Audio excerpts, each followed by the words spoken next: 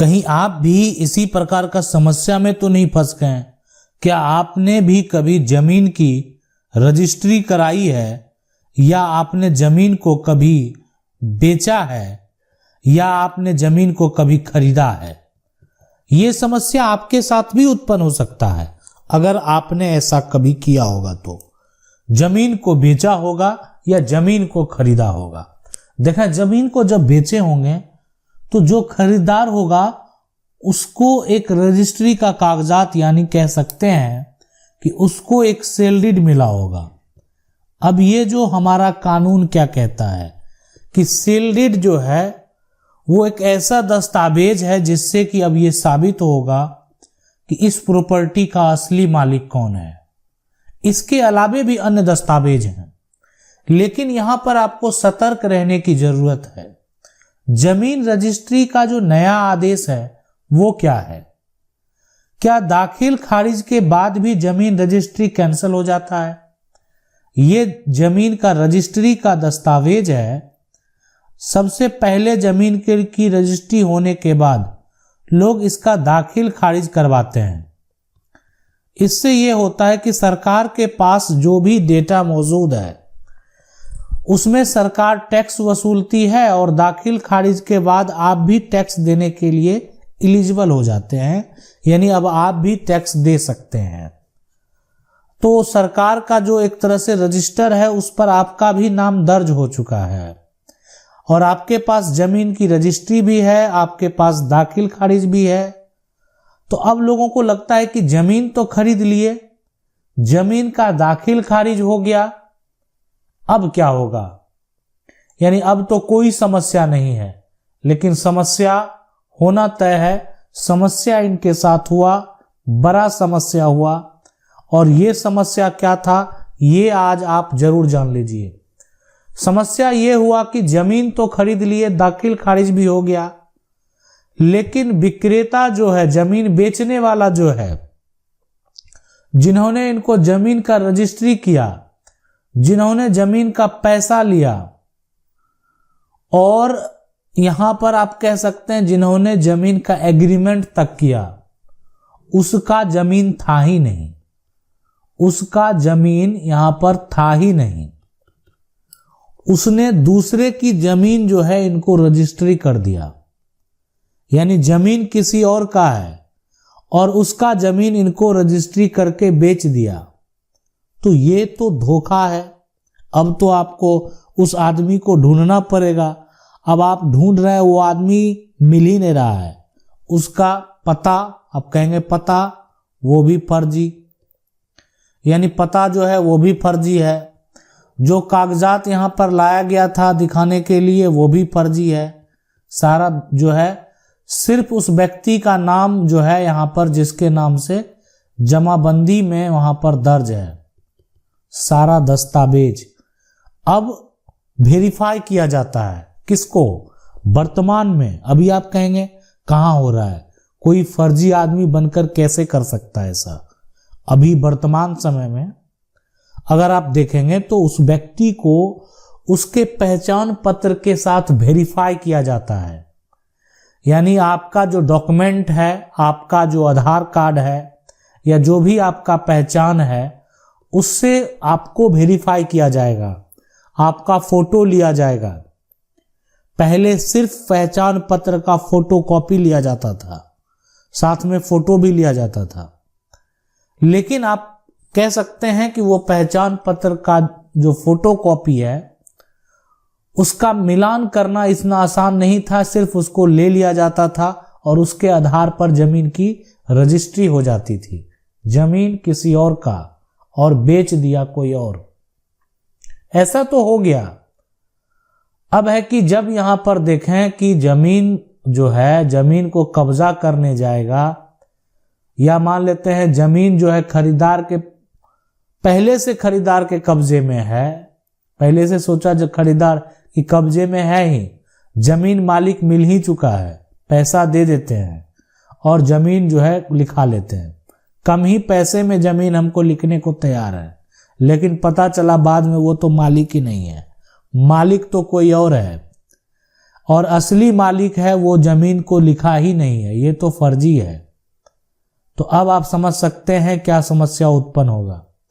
अब आप कहेंगे उस फर्जी रजिस्ट्री के साथ आपका दाखिल खारिज भी हो गया, आपका दाखिल खारिज हो गया और आपका सब कुछ हो गया, फिर भी जितना भी फर्जी तरीके से जमीन का रजिस्ट्री हुआ है सबका मान्यता जो होगा यहां पर आप कह सकते हैं नहीं होगा, ठीक है। और जमीन की जो रजिस्ट्री है वो रजिस्ट्री भी कैंसल हो जाएगा, जमीन का जो रजिस्ट्री है वो भी क्या होगा, कैंसल हो जाएगा। तो यदि फर्जी तरीके से जमीन की रजिस्ट्री हुई है तो किसी प्रकार की रजिस्ट्री क्यों ना हो वो कैंसल हो जाएगा, वो रद्द हो जाएगा। अब देखें हमारा कानून क्या कहता है। तो हमारा कानून अगर बात करें सबसे पहले यहां पर स्पेसिफिक रिलीफ एक्ट के बारे में, रिलीफ एक्ट जो है उसमें अगर बात करें सेक्शन 31 का, तो सेक्शन 31 में किसी भी प्रकार का कोई डिड है जो रजिस्टर्ड है, यानी कहने का मतलब है ना कि ऐसा यहां पर डिड है जो जिसको रजिस्टर्ड किया गया, मतलब वेरीफाई किया गया है ना, सरकार के जो गवर्नमेंट के जो अधिकारी हैं उनके द्वारा वेरीफाई करके, एक तरह से बंटवारा का रजिस्टर कागजात हो, एग्रीमेंट हो, वसीयत हो, या जमीन की रजिस्ट्री सेल डीड हो, गिफ्ट डीड हो, बहुत सारे दस्तावेज अन्य दस्तावेज हैं जो रजिस्टर कराए जाते हैं। तो रजिस्टर डीड जो है वो कभी भी कैंसिल किया जा सकता है, लेकिन इसमें कंडीशन है, इसके लिए आपको केस फाइल करना पड़ेगा, ठीक है। अब इसमें क्या हुआ है कि इसको कैंसिल अगर आप कराना चाहते हैं तो जहां मान लेते हैं कि उसका रजिस्ट्रेशन हुआ है वहां पर आदेश दे दिया जाएगा कि इसको कैंसिल कर दें। मतलब इसमें ये जो सेक्शन है इसमें हर प्रकार का रजिस्टर्ड डीड को कैंसिल करने का आप अपील डाल सकते हैं। अब सवाल उठता है कि ये कैंसिल होगा कब? ये कैंसिल तब होगा जब जो डॉक्यूमेंट है, जो दस्तावेज है, यहां पर जो दस्तावेज है वो फर्जी है। ये तब होगा कि जब दस्तावेज जो है, कोई भी जो डॉक्यूमेंट है वो गलत तरीके से बेचा गया, ये दस्तावेज जो है तब यहां पर रद्द हो सकता है, कैंसिल हो सकता है जब आप जो है कोई एक हिस्सेदार का हिस्सा बेच देते हैं, एक हिस्सेदार का हिस्सा बेच देते हैं।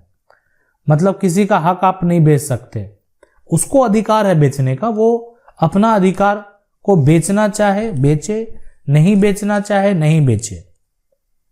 लेकिन दस्तावेज जो डॉक्यूमेंट है अगर फर्जी होगा तो उस सेल डीड को कैंसिल कर दिया जाएगा। अब फर्जी साबित तो करना पड़ेगा कि आखिर वो फर्जी कैसे है, किस आधार पे आप कहेंगे कि वो फर्जी है।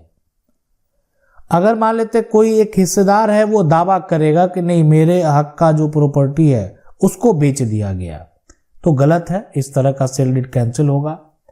उसके बाद गलत तरीके से जो बेचने वाली बात है, गलत तरीके से बेचने का मतलब हो गया कि जमीन का ये जो टुकड़ा है ना, इसका फ्रंट भाग जो है कह सकते हैं इसको बेच दिया गया, जबकि ऐसा नहीं बेचना था। अब इसके फ्रंट में रोड का अगर मान लेते हैं रोड है तो पूरा फ्रंट जो है वो एक हिस्सेदार नहीं बेच सकता है।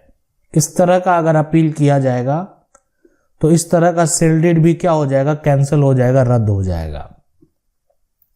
लेकिन यदि किसी हिस्सेदार के साथ ऐसा होगा तो सेक्शन 32 जो है यानी स्पेसिफिक रिलीफ एक्ट की बात करें, एक हो गया सेक्शन 31, दूसरा हो गया सेक्शन 32।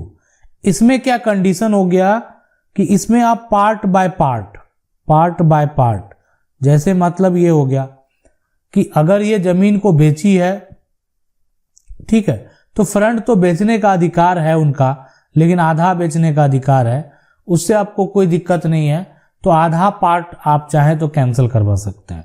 यानी पार्ट बाय पार्ट में भी, अब हिस्सेदार की प्रॉपर्टी है, उसका भी हक होगा, उसका भी हिस्सा होगा, तो पार्ट बाय पार्ट भी जो है वो कैंसिल आप करा सकते हैं। एक साथ अगर आप चाहें पूरी प्रॉपर्टी का भी रजिस्ट्रेशन को रद्द कर सकते हैं, इसलिए कि ये जो भी हुआ है बिना आपकी सहमति का हुआ है। आप सहमति देंगे तभी पार्ट बाय पार्ट कैंसिल होगा, नहीं देंगे तो पूरी प्रॉपर्टी का रजिस्ट्रेशन जो है, सेल डीड जो है वो गलत है, तो पूरा जो सेल डीड है वो कैंसिल हो जाएगा। ये है यानी जमीन रजिस्ट्री के लिए नियम और कानून। दाखिल खारिज हो या दाखिल खारिज नहीं हो, दोनों केस में जमीन का रजिस्ट्री अगर गलत तरीके से किया गया है तो आप कभी भी उसको रद्द करवा सकते हैं। कानून की 99 को अगर पहली बार आप देख रहे हैं तो चैनल को सब्सक्राइब करके बेल आइकन जरूर दबा लें। वीडियो अच्छा लगा वीडियो को लाइक जरूर कर दें। मिलते हैं अगले वीडियो में, तब तक के लिए जय हिंद।